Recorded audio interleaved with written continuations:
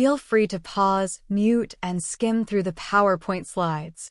The expression of outrage is very much a part of setting boundaries.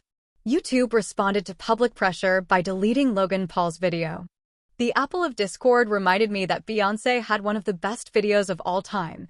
A conformity experiment let participants identify as Democrat or Republican and vote publicly on fairly nonpartisan issues. By forcing a choice on their in-group and out-group, political tribes find consensus. It's unsettling to think we're fighting over issues that may actually be arbitrary. Russia's Internet Research Agency started two of the largest, most influential Facebook groups, Texas Secession and Black Lives Matter. Using a limited amount of your recorded speech, AI could scam call your network. After September 11th, the identity of New Yorkers became even stronger and more salient.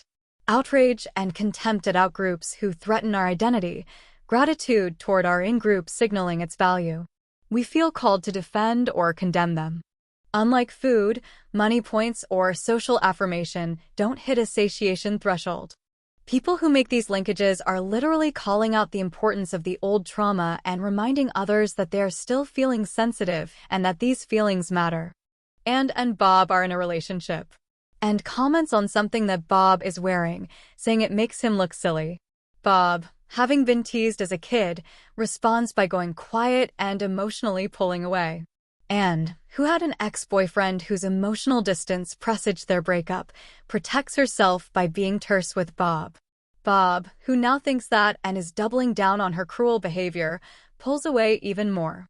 Both Anne and Bob have triggered each other's traumas in sequence, resulting in a chasm of emotional distance between them that they both misattribute and misunderstand.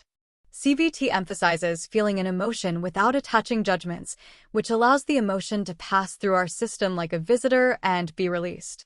Comedy happens when a small majority of an audience can laugh about the traumatic thing, forcing others to accept that it might be time to move on. After realizing you've been walking through a minefield, there's a psychological change. The pathway narrows. Your carefree attitude of exploration and curiosity becomes one of extreme caution and concern. Stay on the well-trodden trail. Individuals who battle in the so-called culture wars often purposely skirt the line because they know it can raise their profile. Benedict Cumberbatch received criticism when he used the term colored actors in a 2015 interview in which he lamented the lack of roles for black actors in the UK film industry. The language we use is a critical signal for determining if our in-group thinks we're with it. Identity threat pushes people to find safety with others who feel the same type of exclusion. Politicians capitalize on this anger by portraying these transitions as a fundamental breakdown of society. The harms of the tech are often hidden until mass adoption happens. Chris Bale says 6% of Twitter users make 73% of political tweets that are usually the most extreme. Moderates tend to disengage. The 6% are usually outcasts who thirst for social recognition that the other 94% get from normal jobs, family life, etc. A German prince, who recognized Luther's significance, orchestrated a phony kidnapping, taking him to a castle for safekeeping. After a century of bloodshed, religious tolerance emerged. The Ames Almanac advertised two prices, price before the Stamp Act and price after, which would be double. The Pennsylvania Journal declared its obituary in protest. This reminded me of Wikipedia's blackout in protest of SOPA and Omgel's obituary. A mob was organized to taunt and threaten local officials tasked with implementing the law. An effigy was paraded through the streets, after which it was hung from the branches, beheaded, and burned. They burnt down and destroyed targeted office buildings and stable houses. A 13-year-old boy shouted insults at a soldier. The annoyed sentry demanded he show respect. The boy, undeterred, kept shouting insults at him directly. The soldier struck the boy with the butt of his musket. The crowd gathered, throwing snowballs and hurling insults. 7 sentries came, seeing the lone sentry pinned with his back to the door, with 50 angry colonists jeering at him. As they entered the fray, they formed a semicircle with their bayonets. The mob taunted, "If you fire, you must die." Fire. Viral confusion followed. Church bells rang, a signal rallying townspeople to put out a fire. Hundreds of colonists rushed to the scene, causing the mob to swell further in size. An object thrown by the crowd struck the head of a soldier, who dropped his weapon, which then discharged. Still shouting fire in the confused seconds that followed, 5 colonists were struck by bullets and killed. In the tense days after, members of the Sons of Liberty saw an opportunity and printed a deeply inaccurate image of soldiers in formation callously smiling and firing upon a crowd. The Valley of the Shadow of Death is one of the first war images that became an instant sensation.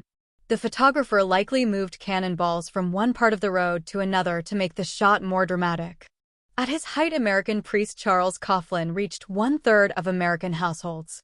He openly praised the new policies of Adolf Hitler, denigrated the sitting President Franklin Roosevelt, and warned of a deeper conspiracy to control the minds of the American public through the mainstream media. The radio spectrum was part of the public commons and could therefore be regulated. During wartime, Coughlin's speeches were considered subversive and he was essentially deplatformed. After cable television, the Fairness Doctrine was repealed and partisan controversy was stirred by Rush Limbaugh, who popularized the original false claim that Obama wasn't born in America. Limbaugh's polemics were studied by Trump. The 2017 book Network Propaganda by MIT researchers found that right-wing media fact-check less than the left. For example, the left didn't run the false story that Trump had sex at Epstein's mansion. The right spread conspiracies like Seth Rich was killed by Clinton-directed assassins. The service of journalism is sense-making. The news media is something like the central nervous system, helping us respond to threats, share information, and figure out what needs to be fixed. Corroboration, curation, and critical opinion are the 3 C's of journalism. In other words, did it really happen? Is it important? And why does it matter? Answering only the first 2 questions is straight journalism. The Associated Press was established when 5 newspapers from New York City came together to share the costs of sending reporters to the Mexican-American War. Reuters had a similar origin. By simply reporting on what your competitor's paper was reporting on, you could save on the costs and efforts of finding the scoop in the first place. This caused centralized gatekeeping, which offered a filtered narrative that was in one sense patriotic and in another sense censorship by omission of minority issues and alternative perspectives. Information warfare could raise armies, incite violent mobs, and destabilize whole nations. Camel News caravans switched between newsmen reading headlines and advertisements for the benefits of smoking. Local newspapers are dying because advertising went to Craigslist, Facebook, and Google. Enforcing moderation policies, like you must cite sources, made people mad enough to leave, fragmenting into echo chambers. Social death is worse than actual death. We're wired to be tribe first, truth second. Most elites feel comfortable with institutions because they know people who work within or around them. A wet market is a place where wild animal meats, so-called bush meat, is served for public consumption. If food preparation is done improperly, for example a cut on the hand, these viruses can jump to humans. HIV and Ebola both likely originated from bushmeat. Many online influencers now operate as these institutional stand-ins, amassing audiences that rival traditional news networks, often without real expertise. George Washington had Negro teeth in his dentures. He brutally dealt with slaves who tried to escape. At the same time, he fought for American freedom. Martin Luther King had numerous extramarital affairs. Gandhi espoused explicitly racist ideas when he was young. Many prefer to not remember them this way and explain away their transgressions because the ideals they represent feel valuable. The paradox of tolerance. Demagogues are able to stoke and sustain confusion.